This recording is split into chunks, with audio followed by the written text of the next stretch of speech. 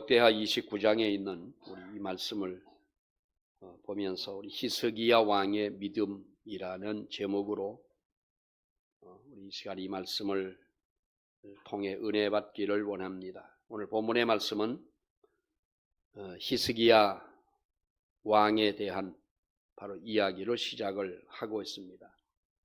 우리가 히스기야 왕의 역사를 보게 되면 그는 한 나라의 왕이 되었지만 그러나 아주 불행한 가정에서 자랐고 그리고 어려서는 행복하지 못한 그런 삶을 살아온 바로 그 왕이었습니다.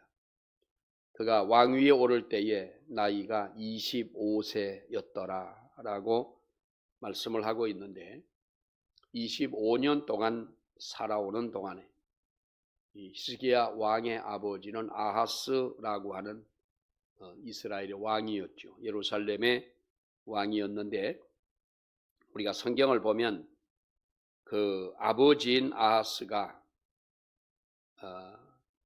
이 히스기야 왕의 큰 형을 우상에게 제사를 드린다고 산채로 불태워 죽인, 자기들 나름대로는 하나님 앞에 그 어떤 우상의 제물을 드린다라고 해서 아들을 불태워 죽이는 그러한 아버지였습니다.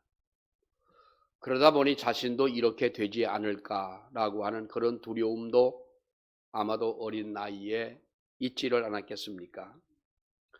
할아버지 때에, 그러니까 아하스 왕의 아버지일 때는 아주 넓은 땅을 차지하고 살았는데 아버지 아하스 왕은 할아버지가 차지해 놓았던 그 모든 땅들을 다 잃어버리고 말았습니다. 그리고 블레셋과 에돔이라고 하는 나라는 바로 할아버지 때부터 이스라엘의 속국으로 지배를 받고 있었습니다마는 아하스 왕 때 와서는 블레셋과 에돔이라는 나라가 바로 독립을 해서 나가게 됩니다. 이스라엘은 두 동강이나 있었지요. 북쪽과의 전쟁에서 하루아침에 12만 명이 죽고 20만 명이 되는 사람들이 포로로 잡혀가는 것을 바로 그는 경험을 했습니다.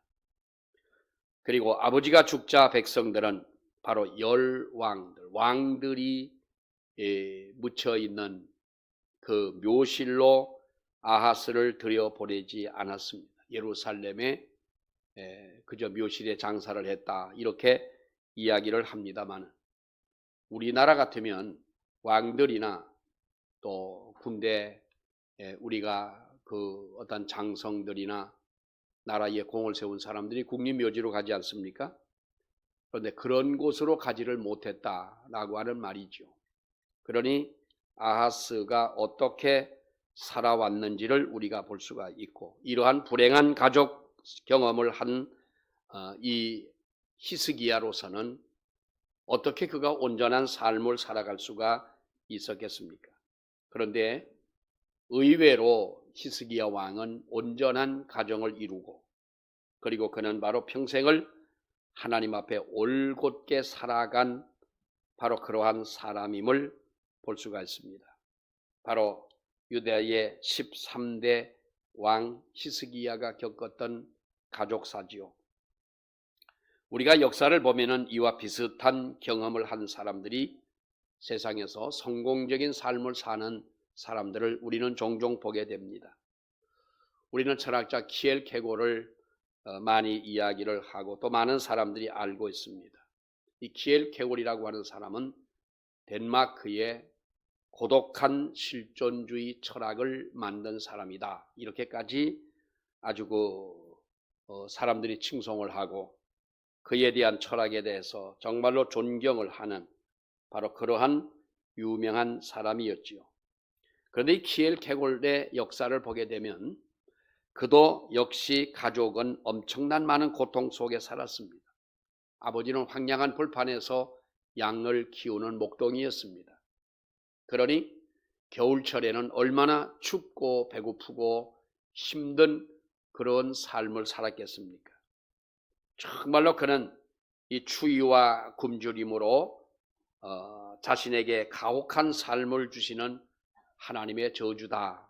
이렇게까지 키엘케골은 어릴 때에 생각을 했고, 그 아내가 죽자, 아버지의 아내가 죽자, 바로 그는 하녀를 데리고 자기 아내로 삼았지요. 사실 이 키엘케골의 어떤 족보를 보게 되면 그 본 어머니에서 태어난 사람이 아니고 어머니가 일찍 죽었습니다. 그러니까 그 키엘케골의 아버지가 하녀를 데리고 살면서 자식을 8명을 낳습니다.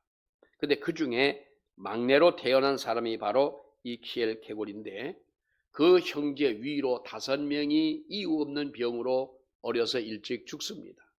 그러니까 그도 마음속에 나도 아무리 내가 건강하게 산다 할지라도 나는 아마 30 정도만 살면은 나도 죽을 것이다.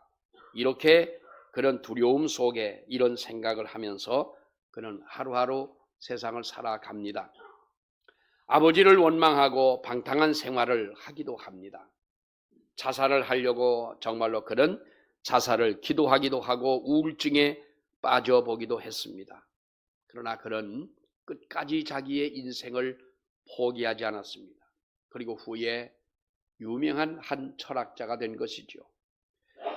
아버지가 알코올 중독자면 70, 80%의 자녀들이 알코올 중독자가 될 확률이 높다. 그렇게 사람들은 이야기를 하지요. 아버지가 담배를 피우면 아들이 담배를 피울 수 있는 바로 그 확률도 70, 80%다는 거예요. 그러니까 거의 우리가 보면은 자식은 아버지의 삶을 그대로 담습니다. 아버지가 경찰관인 가정에는 많은 자녀들이 경찰관입니다.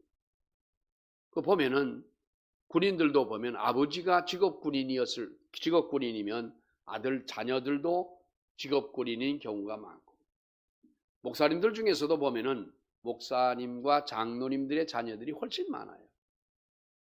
그런 걸 보면 우리가 어떤 이렇게 대물림을 하는 것은 아버지의 영향력, 먼저 살아간 우리의 조상들, 어른들의 그 모습을 보면서 나도 모르는 사이에 그러한 아버지화가 되어져 간다고 하는 거지요.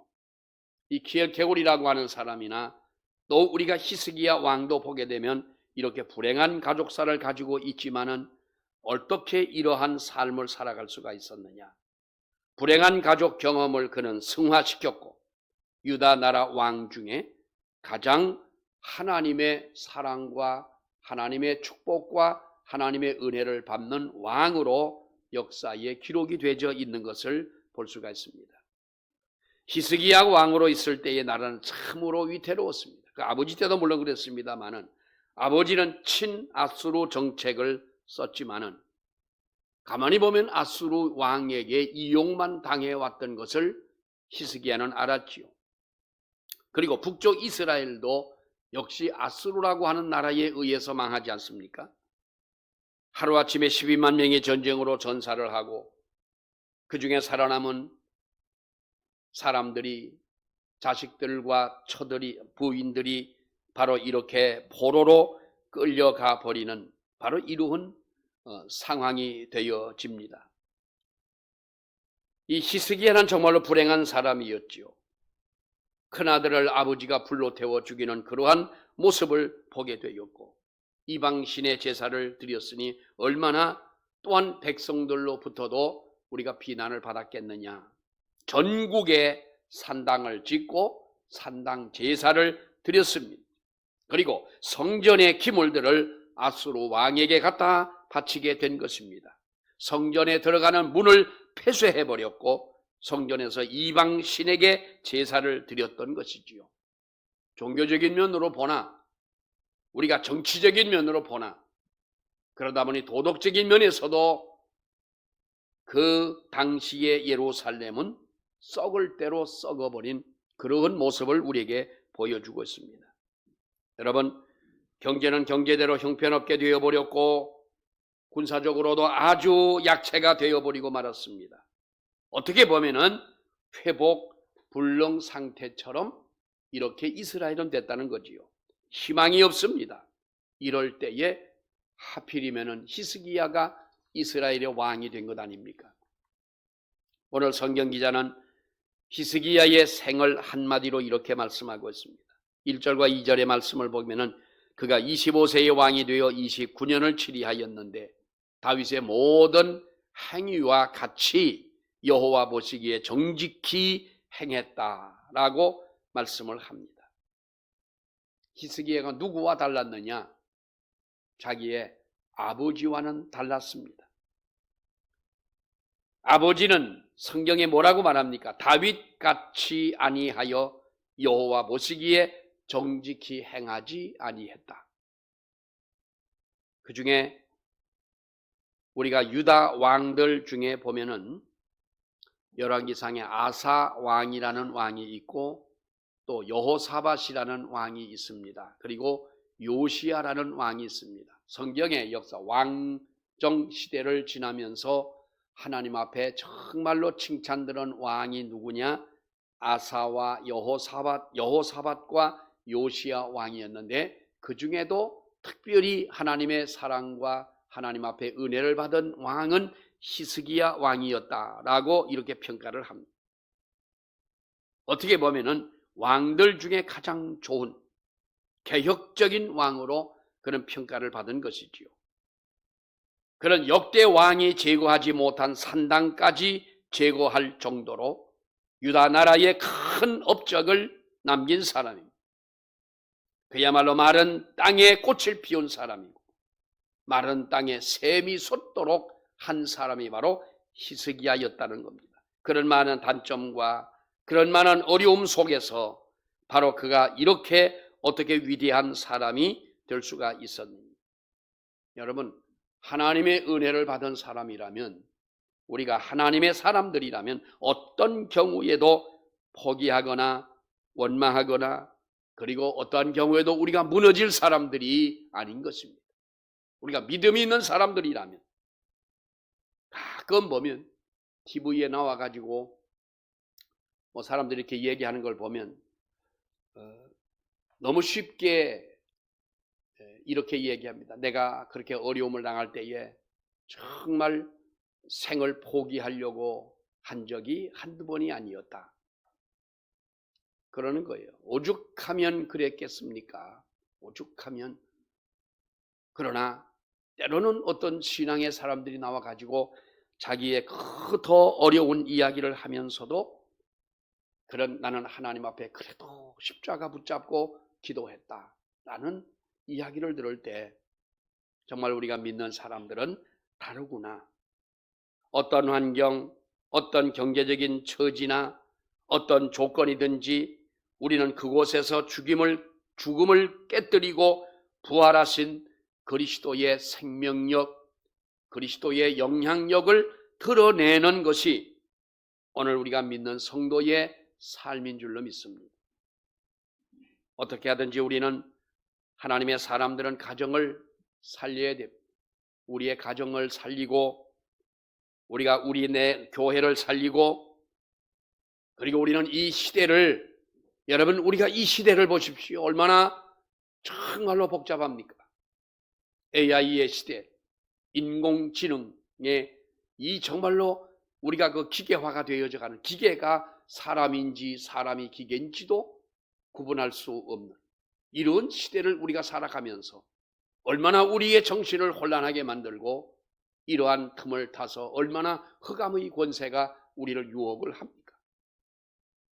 정말 여러분 우리가 기도하지 않으면 어둠이 무엇인지 빛이 무엇인지도 분간하지 못할 만큼 우리는 어둠 속에 빠질 수도 있다는 것 아닙니까? 이러한 시대이지만은 그러나 우리가 믿는 성도들이라면 마른 땅에도 꽃을 피울 수 있는 우리들이 되어져야 하고 사막에서도 물이 흐르게 할 수 있는 우리가 되어야 할 줄로 여러분 압니다. 무너지는 가정을 살려내고 우리의 가정들이 신앙의 명문 가정을 만들어내야 하지 않겠느냐라고 하는 겁니다. 예수 그리스도를 만나면 불행한 경험은 문제가 되지를 않습니다. 정말로 내가 예수 그리스도를 만나게 되면 불행한 경험이 있다 할지라도 오히려 그것은 나를 성숙시키는 여러분 미래의 발판이 될 수도 있다고 하는 것입니다. 왜 유다는 광야처럼 황폐하게 되고 마른 땅과 같이 되었느냐? 마른 땅처럼 되어진 그 원인이 무엇입니까? 여러분, 사람이 병이 들면 정확한 진단이 필요합니다. 정확하게 진단을 하면 많은 경우는 치료의 길이 열리게 되는 것입니다. 중국에서 가서 선교를 하고 목회를 하던 우리 동기 목사님이 중국에서 신장을 2번이나 이식을 했어요.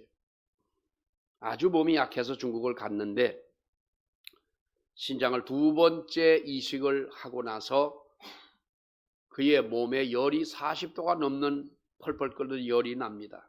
한 달 동안 열이 나는데 중국의 그 좋은 큰 병원에서도 열이 나는 원인을 잡을 수가 없다는 거예요.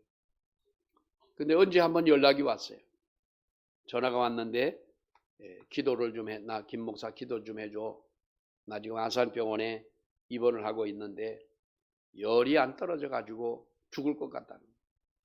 그래서 이제 한번 찾아갔습니다. 목사님 찾아가서 보니 그때가 이제 좀 시간이 지난 다음에 며칠이 지난 다음에 이제 찾아갔는데 30일이 넘도록 중국에서 그렇게 열이 나다가 한국에 와가지고 한 열흘째 입원을 하고 있는데 열흘 만에 열이 나는 원인을 찾게 됐다는 거예요. 우리 한국 대한민국의 병원은요 참 좋은 병원. 우리가 100살을 살 수 있는 것도 좋은 병원들이 있어서 오래 살아요. 요즘은 안 죽잖아요. 죽고 싶어도 안 죽는 시대. 또 살려놓지 않습니까? 어쨌든 간에 대단한 의학 기술이 우리나라에 있어요. 그래서 그 열이 나는 원인을 발견하고 치료를 했는데 며칠 만에 열이 정상으로 돌아온 거예요. 제가 갔을 때는 정상이 돼서 앉아서 대화를 했어요. 우리가 어떤 병이라 할지라도 정확한 진단이 필요한 거예요. 정확한 진단을 하게 되면 우리는 치료의 길이 열린다는 거지요. 내가 왜 불행하냐? 내 기업이 왜 이렇게 어렵냐? 이상하게 부부의 관계가 꼬여지고 자녀들의 문제가 왜 이렇게 헝클어지느냐?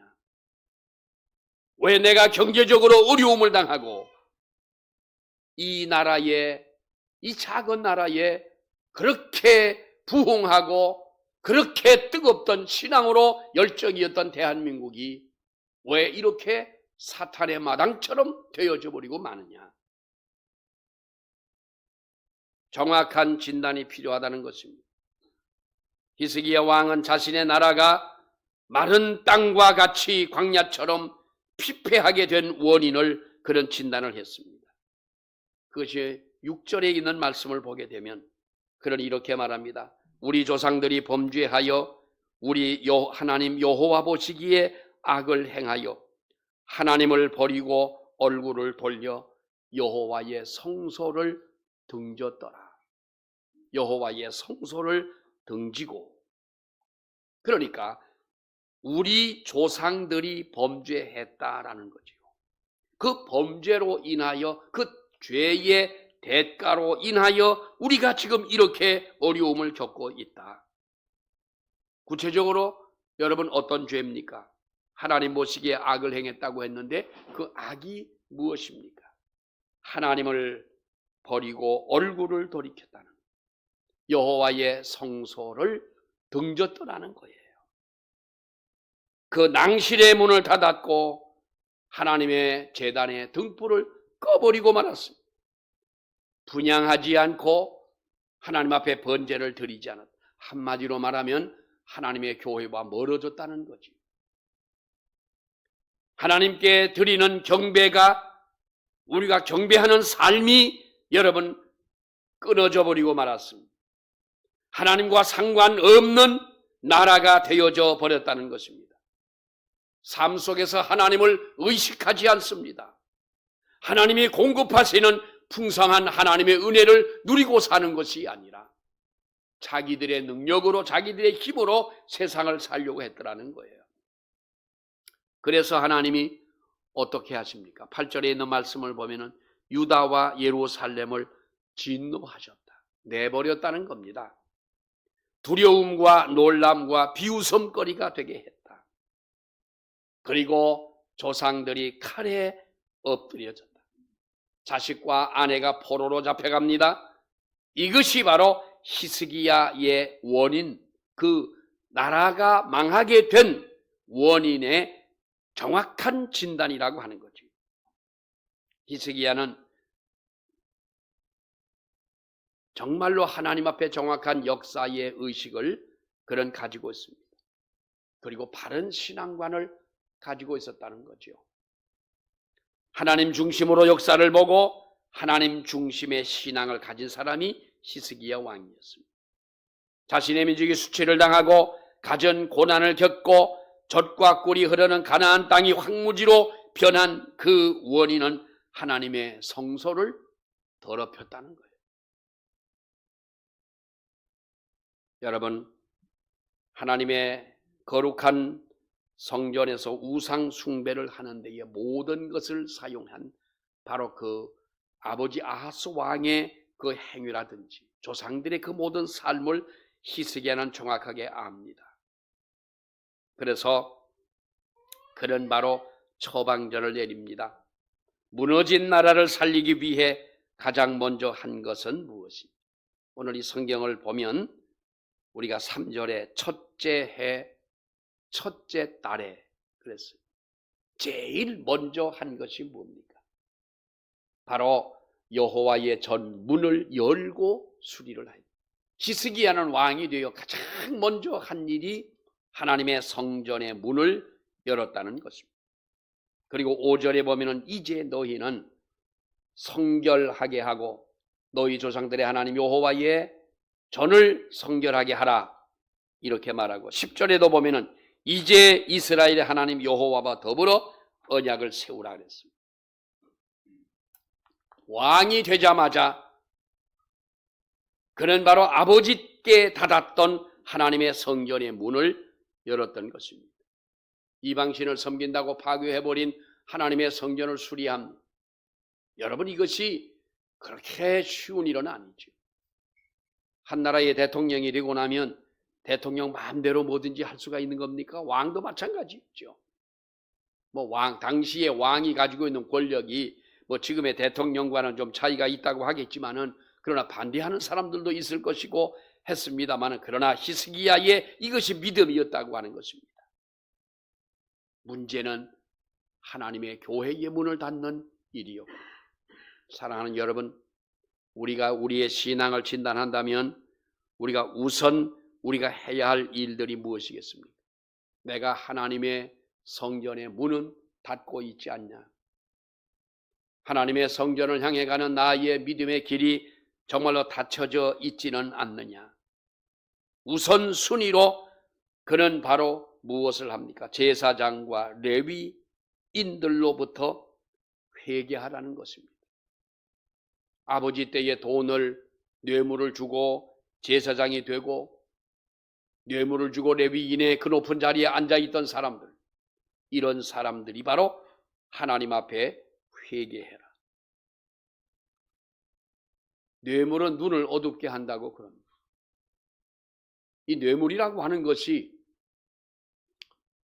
한때는 정상적인 것처럼 통용되던 그런 때도 있었습니다만 여러분, 그러나 지금도 이 뇌물은 사라지지 않았습니다. 그러니까 어떠한 직책도 자기의 돈으로 사는 거지요. 그래서 이러한 지도자가 앉아있는 그 자리가 부패할 수밖에 없지 않느냐. 내가 국회의원이 되기 위해 10억을 썼다면 국회의원이 되고 난 다음에 10억은 여러분 우리가 안개처럼 다 잊어버리고 말까요? 본전 생각이라는 게 있어. 본전 생각. 그러면 본전 어쩌고 그 남에게 가서 굽신거리고 인사하고 찾아가고 어려운 사람 만나고 할 이유가 뭐가 있겠어요? 본전보다는 더 나아야 되잖아요. 이것이 종교인들 가운데도 이것이 없어지지 아니하였더라는 거예요. 저에게 제가 언제도 말씀을 드렸습니다마는 저를 아들보다도 더 사랑했던 한 목사님이 계셨어요. 정말 저도 그분을 존경했고 목회도 열심히 하시고 잘하시고 교회도 부흥되고 그러고서 나는 내 후임은 김은경 목사야. 그래서 10년 동안 노래를 부르셨어요. 막상 그분이 은퇴를 하고 내가 이제 후임으로 가려고 할 때에 나는 그냥 이사만 와 그럴 줄 알았어요. 많은 돈을 요구를 하시는 거예요. 나는 그 소리를 듣는 순간에 그것이 내가 죄를 짓는 것처럼 마음속에 느껴지는 거예요. 그래서 목사님, 제가 우리 집사람하고 의논하고 일주일 내로 목사님 찾아뵙겠습니다 하고 인사를 하고 내려오다가 용납이 안 되는 거예요. 양수리에서 지금도 잊혀지질 않아요. 어느 약국 앞에 길 옆에 공중전화가 있길래 차를 세워놓고 목사님한테 제가 그랬죠. 목사님, 저는 목사님 지금까지 존경을 했습니다. 목사님 정말로 저의 목회의 모델이기도 했는데 저는 오늘 어떤 마음속에 한 산이 무너졌습니다. 어떻게 그러실 수가 있습니까? 교회를 가지고. 저는 그 많은 돈도 없지만은 있다 하더라도 나는 그렇게는 하고 싶지 않습니다. 제가 욕 먹고 끝났어요. 그 일은 욕을 먹고 끝났는데 만약에 그분이 원하시는 대로 만약에 했더라면 나는 본전 생각이 안 났겠냐. 왜 이렇게 세상이 돈으로 무너지고 돈 때문에 사람들의 시험이 들고 돈 때문에 사람들의 마음속에 악한 것이 우리의 마음속에 자리를 잡게 합니다. 히스기야 왕의 두 번째의 처방전이 나옵니다. 여러분, 민족의 최고 지도자인 자신이 어떻게 내가 처신을 해야 되느냐라고 하는 것을 알고 있는 이 히스기야는 자신의 의지가 분명하지 않으면 아무것도 안 돼요. 여러분, 아버지의 신앙이 분명하지 않으면 자식들의 영적인 혼란만 주게 돼 있습니다. 믿음이면 정말로 확실한 믿음을, 분명한 믿음을 보여줘야 되는 거지. 지도자의 위치라고 하는 것이 그렇습니다. 지도자의 의지가 중요한 겁니다. 히스기야는 이스라엘에게 내린 하나님의 진노를 거두게 하겠다는 분명한 마음을 가지고 있었습니다. 꼭 이스라엘을 정상으로 회복시키겠다. 그 회복하는 방법이 무엇이냐? 마른 땅에서 새싹이 나게 하는 방법이 무엇이냐? 사막 같은 곳에 샘물이 흘러 터지도록 강물처럼 흐르게 하는 바로 그 방법이 무엇이냐? 이스라엘의 하나님 여호와로 더불어 언약을 세우자. 새로운 언약을 세우자. 그 맹렬한 진노를 우리에게 떠나게 하기 위하여 하나님 앞에 새로운 언약을 세우겠다고 하는 것입니다. 언약은 하나님께서 이스라엘과 맺으신 관계성의 확립의 방법인 거지요. 어떻게 보면 언약이라고 하는 것은 여러분 쌍방간의 책임과 의무가 있습니다. 한쪽 일방적으로 언약이라고 하는 것은 일방적으로 책임을 질 수는 없습니다. 쌍방간에 서로가 의무가 있고 책임이 있는 것이지요. 그렇다면 하나님과 새로운 언약을 세우자는 것이 무엇입니까? 여러분 보세요. 출애굽기 19장에 보면 세계가 다 내게 속하였나니 너희가 내 말을 듣고 내 언약을 지키면 너희는 열국 중에서 내 소유가 되겠고 너희가 내게 대하여 제사장 나라가 되며 거룩한 백성이 되리라. 너는 이 말을 이스라엘 자손들에게 고할지니. 모든 것이 다 내게 속하였다. 너희가 내 말을 듣고 내 언약을 지키면 열국 중에 너희는 내 소유가 될 거야. 내가 너를 지켜주고 내가 너를 보호하고 내가 너를 붙잡아 줄 거야. 그러면서 이 언약을 지키는 데에 게으르지 말라고 했습니다. 여러분, 우리는 기도하는 중에 하나님 앞에 적게 크게 어떤 서약을 해요. 언약을, 하나님과 언약을 해요. 그래서 하나님 앞에 서약한 것은, 우리가 서원한 것은 해로와도 갚으라 그랬어요. 그저 기도만 해놓고 책임지지 않는 뒤돌아서고 기도 자리에서 일어서면 끝나는, 그것은 하나님이 결코 기뻐하시는 우리가 기도나 믿음이라 할 수는 없지요. 그래서 히스기야는 15절 말씀을 보십시오. 형제들아 모여서, 15절 말씀에 보면 그들이 그들의 형제들을 모아 성결하게 하고 들어가서 왕이 여호와의 말씀대로 명령한 것을 따라 여호와의 전을 깨끗하게 할세. 그 모든 형제들을 모아서 성결하게 했다. 17절, 16절 말씀에 보면 우리가 성전 정화를 마쳤습니다. 그리고 28절에 가보면 온 회중이 경배하며 노래하는 자들은 노래하고 나팔 부는 자들은 나팔을 붑니다.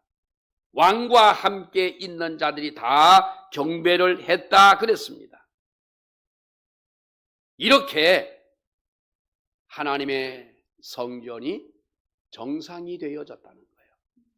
정상적으로 하나님의 성전이 되어졌다. 여러분,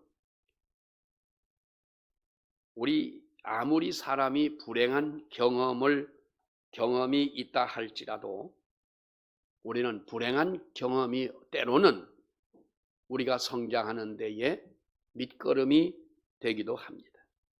유대 나라의 영적 침체가 있었던 이유가 무엇입니까? 경제나 정치적인 문제가 아니라 바로 하나님 앞에 영적 문제였고, 하나님을 섬기는 제사를 드리는 그 모든 문제의 실패에서 온 결과였습니다. 요즘 말로 하면은 예배의 실패다. 예배자의 삶의 실패라는 거예요. 예배를, 물론 예배 시간도 중요하지만 우리를 예배자라 합니다. 예배자라고 하는 것은 교회에 와서 1시간 드리는 예배만을 위해 말씀한 것이 아니라 우리가 예배자는 나아가서 살아가는 우리의 모든 삶도 역시 마찬가지인 것입니다. 여러분, 예배는요, 병에 걸린 사람이, 우리가 건강을 찾을 수 있는 비결이 뭐냐? 요즘에 우리가 그럽니다. 우리 암 환자들 보면은요, 암 환자들이 수술만 할 수 있어도 괜찮죠. 제가 아는 한 분이 유방암이었는데, 이 암이 자꾸 이게 전이가 되고 해가지고 며칠 전에 들으니까 뇌까지 이제 전이가 됐다 그래요. 사실 우리가 보면 뇌까지 전이가 되면 소망이 없는 거지요. 그런데 암이라고 하는 것은 수술만 할 수 있어도 괜찮다. 항암만 할 수 있어도 괜찮다는 거지요. 그래서 어떤 목사님 사모님이신데, 그분도 이제 암이 있어서 항암을 먼저 했는데 많이 줄어가지고 조그만 암을 이제 수술을 해서 지금 치료 중에 계시는 분도 계신데, 살 수 있는 방법이 뭐냐? 인간적인 생각. 방법이 뭐냐? 암 환자라도요, 무슨 병이든지 환자든지 잘 먹으면 됩니다. 아멘. 아멘 한번 하세요. 아멘. 모든 병이든요, 잘 먹으면 돼요. 약도 밥 먹고 먹어야지 약만 먹으면 안 되잖아. 잘 먹고 내 몸에서 스스로 열이 날 수 있도록 열심히 내 몸을 움직이는 거예요. 그러니까 암세포는 우리 몸의 온도가 40도가 올라가게 되면 암세포는 소멸된다고 그랬어요. 참 희한합니다, 여러분. 성경에서 우리가 사탄의 그 역사도 빛을 싫어하는 것이 사탄이라 그랬잖아요. 그러니까 이 방사선이라고 하는 게 뭐예요? 빛으로 치료하는 것 아닙니까? 암세포도 우리 몸에서 열이 40도만 올라가면 암세포가 그러니까 열심히 운동하라는 거예요. 1도를 올리라는 거예요, 체온을. 근데 그것은 찜질방에 들어 앉아가지고 땀 뻘뻘 흘리고 앉아있는 거는요, 그거는 백해무익한 거고, 그렇게 땀 빼지 말고 내 몸을 움직여가지고 내 몸에서 열이 나게 하라. 이것이 두 번째고, 세 번째는 마음에 긍정적인 마음을 가지고 있는 거예요. 살고 죽는 것은 누구의 뜻이다? 하나님이 하시는 일이다. 내가 사는 날까지 하나님은 내에 감사하고 찬송하고 믿음으로 살겠다는 마음을 가지면 우리가 할 수 있는 건 그거밖에 없어.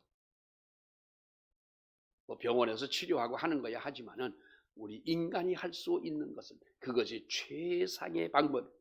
여러분, 우리가 몸이 아파 어떤 우리가 질병에 빠질 때 여러분, 우리는 음식을 먹고 기력을 회복합니다.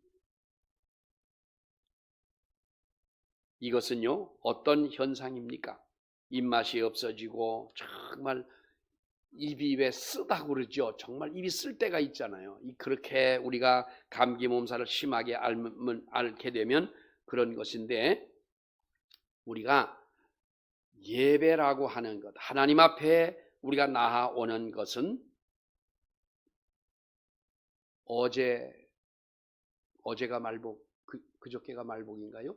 말복 때 어떤 집을 한번 갔더니요, 평소에는 손님들이 별로 없더니 그날은 앉을 자리가 없도록 식당이 꽉 찬 거예요.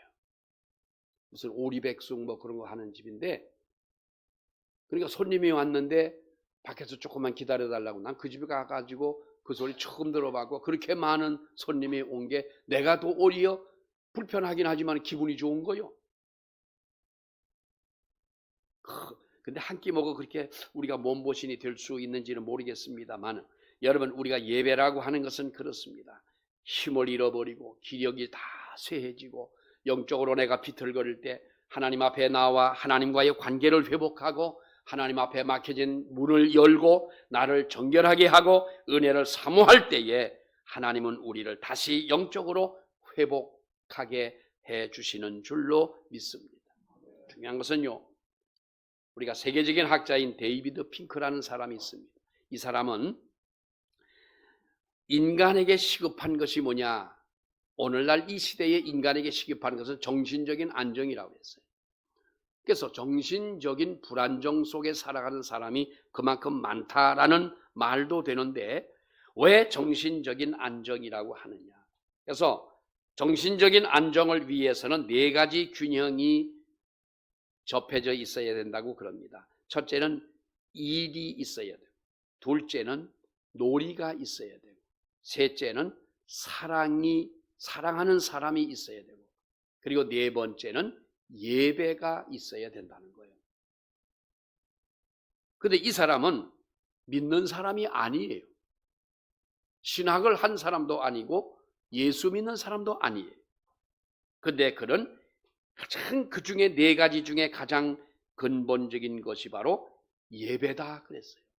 그 의외 아닙니까, 여러분? 이 데이비드 핑크라고 하는 사람은 하나님을 믿는 사람도 아닌데 왜 예배라고 했느냐?